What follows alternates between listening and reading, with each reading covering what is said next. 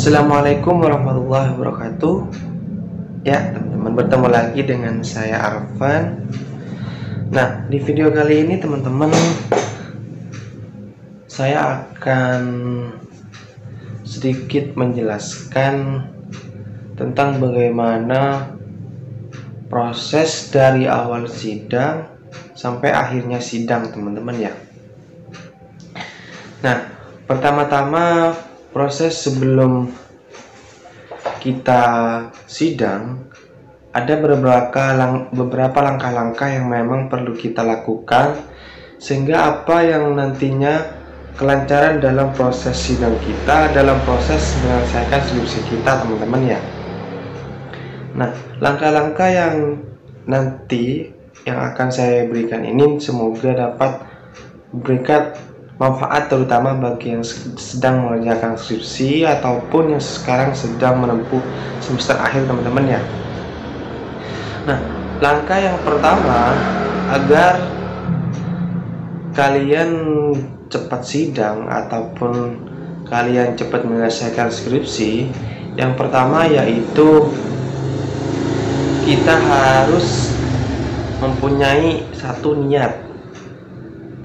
Nah, kita ketahui sendiri teman-teman bahwasanya niat itu memang bukan hal yang sepele di dalam sebuah tujuan hidup, dalam sebuah pekerjaan ataupun di dalam sebuah pelaksanaan, terutama dalam melaksanakan tugas akhir ini, teman-teman ya.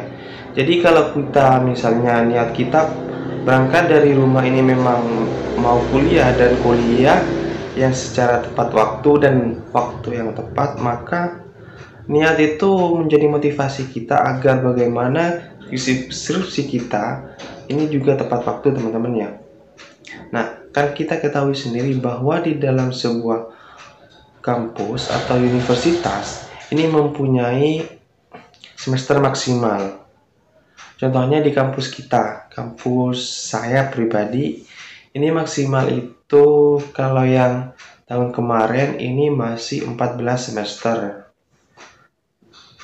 Jadi 14 semester ini masih bisa menyelesaikan tugas akhir, ataupun yang masih berkuliah bisa menyelesaikan kuliah. Namun kalau sudah melebihi itu, maka harus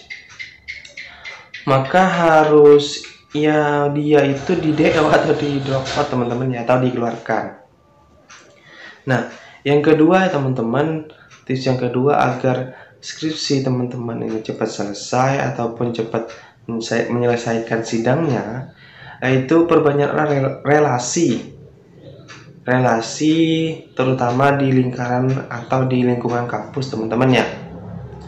Nah, memang kita ketahui sendiri teman-teman ya, dari semester terutama mahasiswa yang organisatoris, bukan saya menyepelekan mahasiswa yang tidak berorganisasi ya. Nah, di sini perlunya kita bersosialisasi atau berkomunikasi misalnya dengan pejabat kampus, dengan dosen di kampus, ataupun dengan orang-orang pegawai yang ada di kampus. Nah, itu pentingnya kita membangun dari sejak awal, teman-teman ya. Misalnya dari kita sejak semester 5 ataupun dari kita ya dari semester awal itu juga gak apa-apa, komunikasi itu penting ya. Nah kan, maka hal ini dengan komunikasi yang lancar seperti ini, maka secara tidak langsung kita nantinya misalnya ketika kita minta bantuan untuk misalnya minta tanda tangan, menanyai tentang keberadaan dosen ini, maka responnya juga akan bagus, teman-teman ya. Jadi kita membangun komunikasi itu sejak awal, teman-teman ya, agar apa? Agar skripsi kita juga nantinya dapat berjalan dengan lancar dalam pengerjaannya, teman-teman ya. Nah, dan tips yang ketiga yaitu Nah, ini tips yang ketiga ini kalau kita sudah menginjak itu terutama di semester 7 atau semester 8. Nah, di situ akan ada semacam pembelajaran luar ruangan atau bahasanya KKN ataupun KKNT ataupun apa di kampus masing-masing itu kan berbeda. Namun kalau di sini tuh namanya KKN, kuliah kerja nyata, dan ada juga PPL. Nah, itu yang penting kita Yang penting kita laksanakan penelitian riset kecil-kecilan. Karena kita sudah diberikan peluang masuk ke misalnya masuk ke lembaga, masuk ke lingkungan masyarakat, itu yang penting kita lakukan. Jadi kita melakukan riset kecil-kecilan sehingga kita tidak kebingungan nantinya di dalam misalnya di dalam waktu mengajukan judul, teman-teman. Kebanyakan mahasiswa itu kebingungannya di situ. Jadi pas saat misalnya semester 8 sudah selesai, sudah tidak ada kuliah dan sudah proses pengajuan judul, namun kebingungannya saya tidak mempunyai judul. Makanya perlu riset kecil-kecilan seperti itu. Jadi waktu kita PPL itu kita maksimalkan untuk melakukan riset penelitian, teman-teman ya. Nah, dari 3 tips ini memang tidak terlepas dari teman-teman sendiri selaku yang sekarang melaksanakan, yang merasakan lah.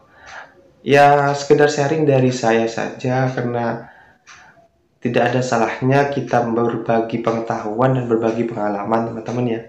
Nah, mungkin itu dari saya, kurang lebihnya memang itu murni dari saya. Bagi yang baru bergabung dengan channel ini, semoga video ini bermanfaat. Nantinya kedepannya saya akan membahas seputar ya dunia perkampusan, dunia kemahasiswaan di channel ini.